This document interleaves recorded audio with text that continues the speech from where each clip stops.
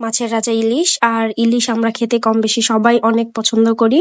Hi everyone, আসসালামু আলাইকুম। আশা করছি সবাই অনেক ভালো আছে। তো আজকে সর্ষে ইলিশ রান্না করব। নিয়ে নিলাম ইলিশ মাছ, তারপরে হলুদ গুঁড়ো দিয়ে দিলাম, লবণ দিয়ে দিয়েছিলাম, তারপরে মাখায় রাখলাম একটু। সর্ষে ইলিশ রান্না করতে তো সর্ষে লাগবেই, তাই আগে থেকে ভিজিয়ে রেখেছিলাম সর্ষে। এখন শিলপাটায় কিছু কাঁচামরিচ, সর্ষে, তারপরে লবণ দিয়ে বেটে নিয়ে নিলাম। এই যে সুন্দরভাবে একদম মিহি করে বেটে নিয়েছি। তারপর একটু সরিষার তেল দিয়ে নিলাম, কারণ অবশ্যই সর্ষে ইলিশ রান্না করতে সরিষার তেল লাগবে।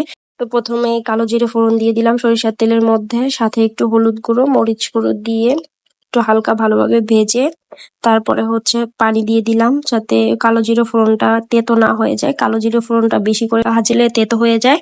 পরিমাণ মতো পানি দিয়ে মাছগুলো ছেড়ে দেবো হালকা সিদ্ধ হওয়ার জন্য। তারপরে আগে থেকে বেটে রাখা সরিষাগুলো উপরে সুন্দরভাবে ছড়িয়ে দিব।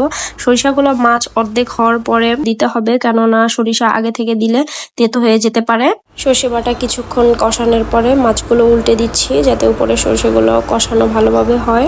কষানো হয়ে গেলে পরিমাণ মতো পানি দিয়ে দিব। পানি দিয়ে একটু জাল করে নিব। আর সর্ষেটা বেশিক্ষণ রান্না করা যাবে না, সর্ষে রান্না একদমই সহজ, খুব কম সময় এটা রান্না করা যায়। তো এই তো আমার সর্ষে ইলিশ রেডি।